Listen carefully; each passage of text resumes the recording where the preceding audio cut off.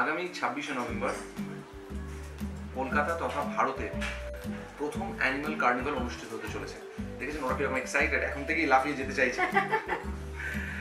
বিষয়টা হলো, আমরা এই দিন আমাদের আশেপাশে যে সমস্ত প্রাণীদের নিয়ে আমরা সহবাস করি তাদের নিয়ে উৎসব করব। যে উৎসবটা বিদেশে তো আকচার হয়, আমাদের দেশে সাধারণত এদের প্রতি অত্যাচারটাই বেশি হয়। কিন্তু আমরা যারা প্রাণী ভালোবাসি, কলকাতা শহরের বুকে যারা মানুষ বাদ দিয়ে অন্যান্য প্রাণীও ভালোবাসেন, তারা সবাই আসবেন। তারা সবাই মিলে হুল্লোড় করবো, আমরা বাজনা বাজাবো রাস্তায়, বিভিন্ন জীবজন্তু সাজবো, ড্রাগন ডান্স হবে, লায়ন ডান্স হবে, নানা রকম বাজনা বাজবে। সেই বাদ্যি বাজিয়ে একদম আমরা প্ল্যানেট থেকে মোহাম্মদ আলী পার্কে পৌঁছবো। তারপরে সেই মোহাম্মদ আলী পার্কে নানা রকমের ইভেন্ট রয়েছে, বিভিন্ন গায়করা আসবেন, কলকাতার প্রথিতযশা গায়করা, তারা গান গাইবেন। আমরা সবাই মিলে সেই গানে গলা মেলাবো। সেখানে অ্যানিমেলদের একটা র্যাম্প ওয়াক হবে।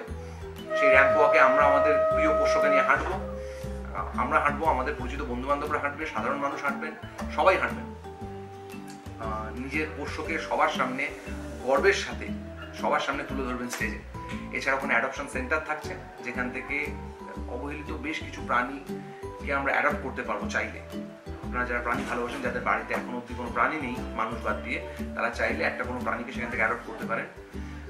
আর থাকছে বাচ্চাদের জন্য গো অ্যাজ ইউ লাইক, বাচ্চারা জীবজন্তু সেজে আসবে। যেহেতু এটা দিনটা ওদের জন্য ধার্য করা হয়েছে, মানুষ বাদ দিয়ে অন্যান্য প্রাণীদের জন্য, তাই আমাদের যাবতীয় কার্যকলাপ কিন্তু ওদেরকে নিয়ে।